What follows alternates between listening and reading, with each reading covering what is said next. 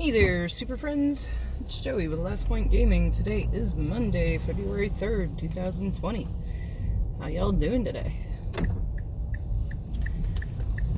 So, my new rig is supposed to get here tomorrow.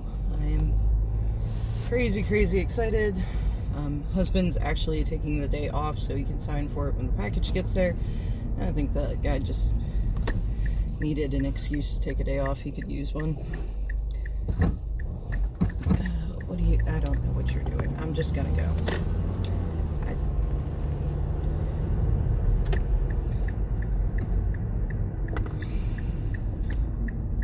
And just got my car service, so she's all ship-shape.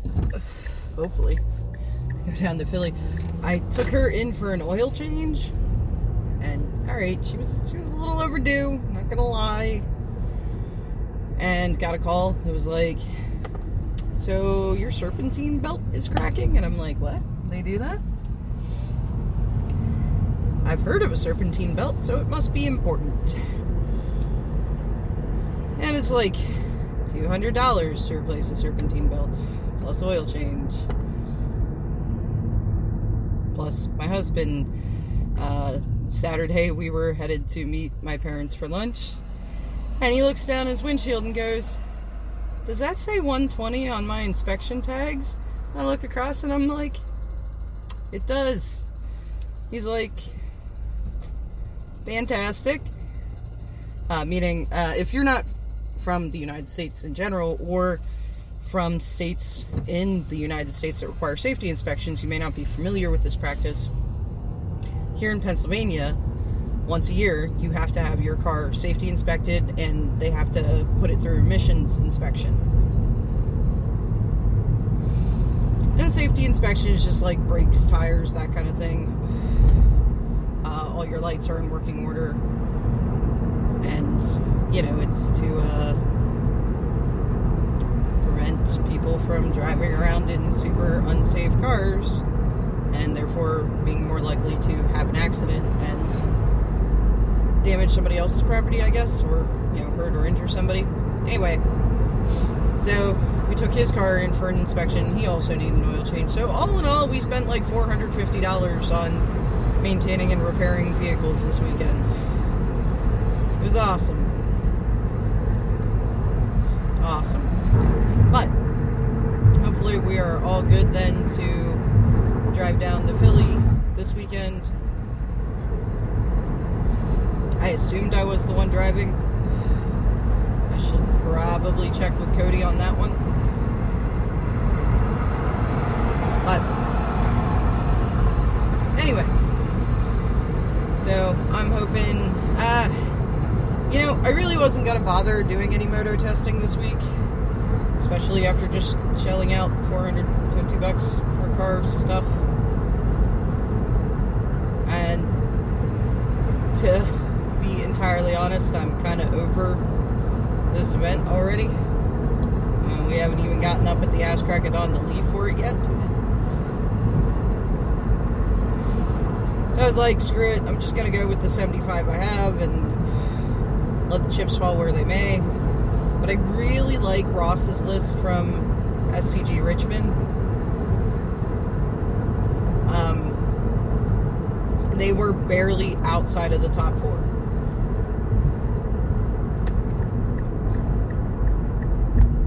Now, I know the Demir inverter deck is real hard for Mono Red to beat. And there are so many neat decks running around the format that, I don't know, part of me, even here at kind of the last minute, wants to, like, do I have the cards for the Ceram deck?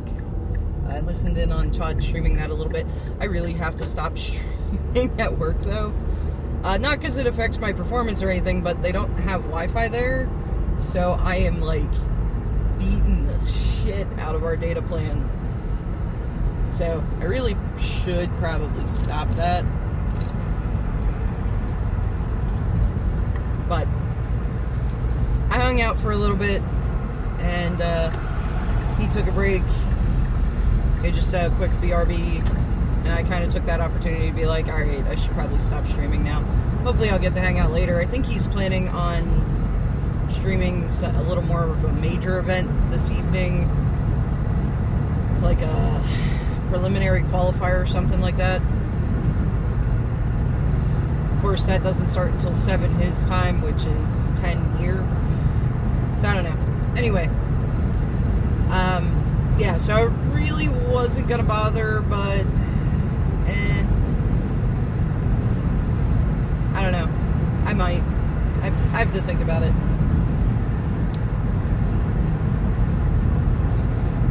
Outdoor show. What? Oh yeah. Anyway. But something else I want to make sure I talk about today. There was a woman who attended the SCG Richmond tournament, and she wrote a medium-length blog post about some bad experiences she had there. Part of it does kind of cycle back to what I talked about last Monday, and we really need to take the stigma off of calling a judge. Again, if your opponent just made a mistake, they will get a warning, and that's that. Warnings on their own do nothing. It's only if you continue to get warnings for the same thing a bunch of times, indicating that you probably actually know it's a problem, they'll start upgrading the game losses and match losses, and if in fact they can prove, or they have a good reason to believe you know what you're doing and you're hoping your opponent doesn't, can eventually lead to like DQ and further sanctions, as it should. Like, yeah, dude, we all screw up from time to time. It totally happens. But I don't know. They're just this whole like negative spin on calling a judge because something's not right in your game. It's just, it causes situations like what happened to this woman to happen. You know, especially for players of marginalized demographics, you know, like women, people of color, non-binary, because you already kind of feel uncomfortable, or a lot of people from marginal demographics already feel uncomfortable, so for them to call a judge when it's generally frowned upon by the player community is that much harder. I say the general feeling because, yeah, I've kind of reached an age where I just don't give a shit. You want to talk smack on me to your friends because I called a judge on you? Cool, go ahead. You know, you want to come at me? Whatever. Like, I have just had some rather unfortunate experiences in my life that have shaped me into something, and it's not even like, oh, well, you know, because of all this bullying and abuse I, you know, lived through, I'm, you know, tougher and stronger. No, I'm an incredibly broken human being, like, incredibly. I hide it relatively well, and I've learned to just kind of keep putting nails in the door, holding the demons back, but it's all in there. You know, I say a lot of times that I don't care what people on the internet have to say about me, because none of you will ever get close to the internalized crap that I hear in my internal monologue every fucking day. None of you will ever touch that. So no, it hasn't made me better or stronger. It's just really damaged me in a lot of ways. It's, yeah, anyway, we're not going to dwell on that. We're just going to kind of keep rolling along here. So, yeah, I don't necessarily feel that fear anymore. Also, I travel with the guys from my shop. You know, they're my friends.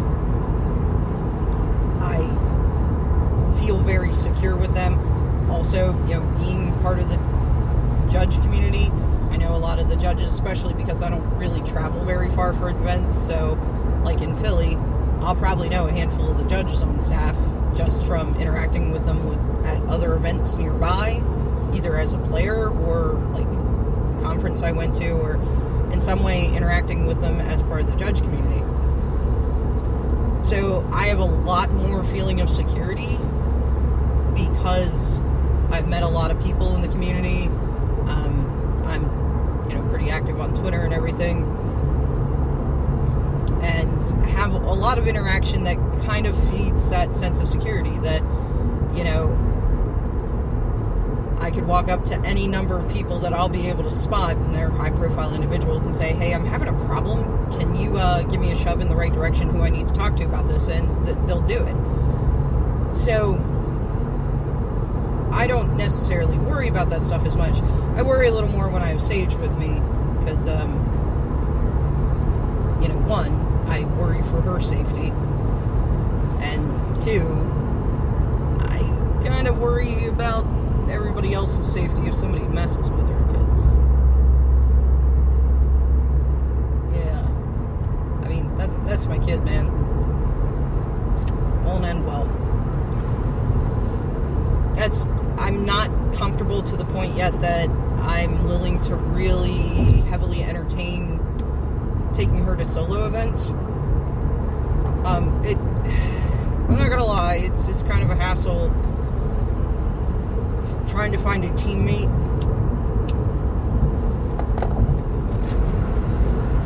A third for these team events with us, because a lot of the players I know that go to things like Opens and GPs, they go with the hopes of doing well, maybe making day 2, maybe cashing.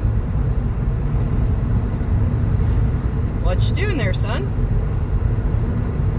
A little early to be that drunk.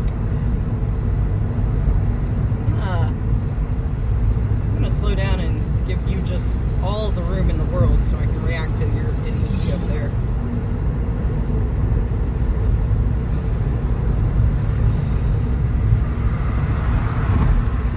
But yeah, it sucks because, there are players that, from the shop that they'd be willing to team with me, but they're not willing to team with her. And some of them, it's just, they're not kid people. And it's like, I just don't think I could tolerate sitting at the table with her all day. Because she's young. She's very high energy. She talks and talks and talks and talks. And I get it. This is not everybody's jam. I mean, everybody's polite to her at the shop and everything. Nobody gives her any grief. But I can kind of understand people that are like, yeah, I don't think I can handle 9 rounds of, being there with y'all. So, on one hand, it does kind of suck, but on the other hand, I really like playing Magic with my kid, and, that bonding we have.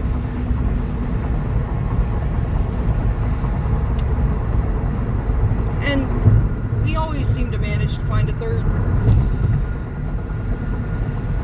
So it's not that big a deal. But I do like Baltimore's coming up next month. And that's Solo Pioneer. And now it happens to fall on the weekend right before Bird's birthday. Oh, sorry about that. Right before Bird's birthday. Which already makes going a little bit awkward. Because, I have to see when we're planning all the birthday stuff and everything. But on top of that, it's Solo Pioneer, and I'm just not sure I'm ready to kind of have her out of eyesight at an event like that yet. One, because sometimes she needs to be leaned on. She thrives off of attention, and one of the things some of the guys at the shop think is great is you can get her spun up. And, if she's getting laughs, she's going to kind of keep pushing those boundaries. Like, if you think of the episode where SpongeBob ripped his pants and then, kind of kept escalating that to the point where everybody's like, all right, dude, seriously. Yeah, she's kind of like that. I mean, she's young. So sometimes she needs leaned on, but I'm also just, like, not prepared to let her out in the wild against opponents. You know, especially seeing stories like this, seeing people write about still facing this kind of shit, you know, in this day and age. Yeah, I've mentioned before, I just kind of write people off as being an asshole when they're being an asshole. I don't generally distinguish flavors of it. So, like, when we did DC, I had this opponent that seemed to take exception to my being a woman. And, like, I didn't even really notice that was what his problem was. I just noticed he was being kind of a douche. I was like, alright, you go ahead and just be kind of a douche. As long as it remains at the simmer level, I don't care. And maybe I should have called a judge. And I think if I would have realized what was going on, I would have been more inclined to call a judge. Not necessarily for myself. Because again, like, I don't fucking care. Like, I don't. As long as you don't touch me, go ahead. Say whatever it is that's on your mind to say. I don't care. But, again, not everybody's like that. And, honestly, I envy the people that aren't. And so, me not doing anything about it lets him kind of free to go on and, you know, maybe fling some of this behavior at somebody who's not as torn up and broken as me. And, you know, do some real damage to them. And that sucks. Yeah, it really wasn't until after we walked away from the table that, yeah, my teammates were like, that fucking guy. And I was like, yeah, he was kind of an ass. They were like, well, you know why, right? I'm like, I'm gonna go because I wasn't taking things seriously enough, because I really wasn't. You know, we were, like, deep in the loser's bracket at that point. There, any hopes of coming back on Sunday were, long gone. It's like, well, no, he really seemed to have a problem with you being a woman. And I'm like, oh, well, that's kind of shitty. Like, at least if you were having a problem with the fact that I wasn't taking the game seriously enough, I could have maybe had some consideration for you and been like, alright, I mean, I get it. Some people take this game, like, way more seriously than I do, and even when you're, like, seriously, we're talking, like, 10 foot deep in the loser's bracket, you know, you still want to maintain that seriousness and everything when you're playing against an opponent that's like, magic cards, what even are they? It's frustrating for you.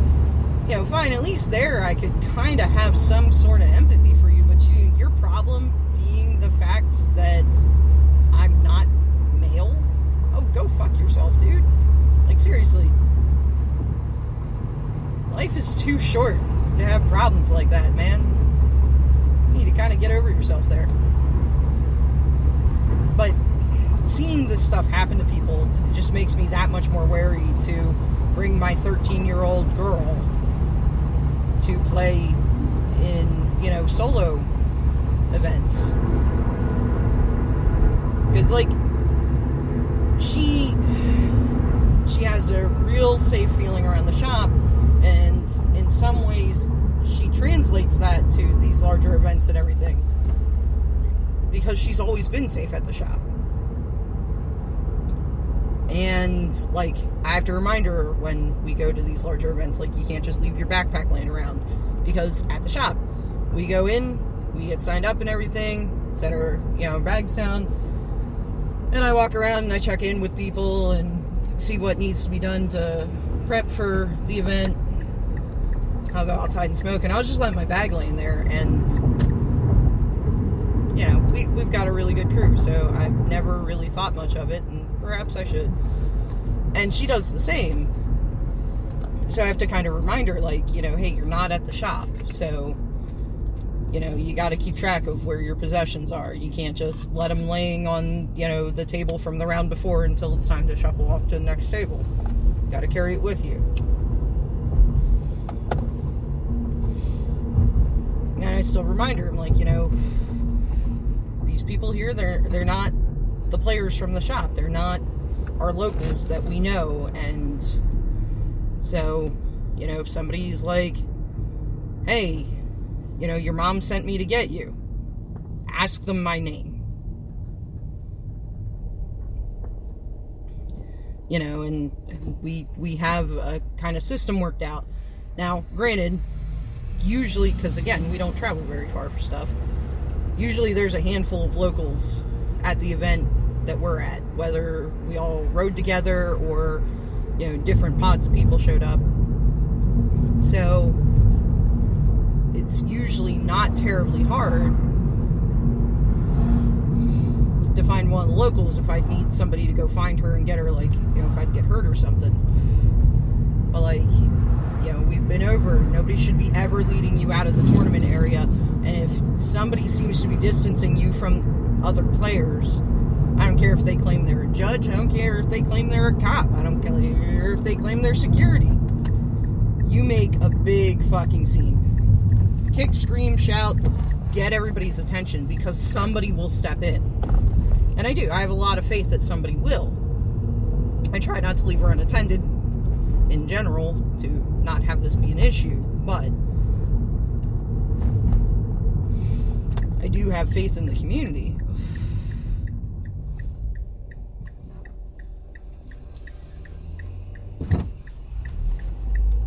But the more I see stories like this, the little bit less faith I have. And it sucks. Because, she wrote about 2 opponents she had. One in the main event and then one in the Classic the following day. Out of how many opponents she played against, out of how many people were there. And even the second one, she seemed to make a lot of excuses for him. Here's the thing. If somebody does not like the way you have rolled your dice, especially, like, don't tip the dice out of your hand. Just, like, shake them in your hand and roll them. Like we roll dice. Like, because it's sketchy as fuck, alright? It really is. Because you can indeed attempt to manipulate how they fall if you're just doing a tip of the hand thing. But anyway, the second interaction she had that she wrote about, the guy seemed genuinely remorseful. He seemed to genuinely feel like, oh, I made a big deal out of something I shouldn't have made a big deal out of, and, now I've upset her. And in a lot of ways, he seemed to actually kind of be paying for this other guy's sins. And she was more reactive to him because she already had this negative experience, and it already puts you on your guard. So, it didn't seem like he was trying to be difficult. He just kind of was. Which is nice and all. But, she had these couple negative interactions, and I'm sure she had a lot more interactions than these couple negative ones, but they're the ones that stick out. And the thing is, when we're talking about taking my kid to an event like an open and everything, it doesn't matter how many people are nice to her. It's that one asshole that, like, really tries to fuck with her that's going to cause, a long-lasting problem. And I just don't want that. So anyway, I'm at daycare. I have to pick up the kids. But, yeah, we need to destigmatize calling a judge, and really just people need to not be assholes. And that's the general crux of it today. So, anyway, as always, if you made it this far with me, thank you very much for listening, and hopefully I will talk to y'all on Wednesday, if not tomorrow.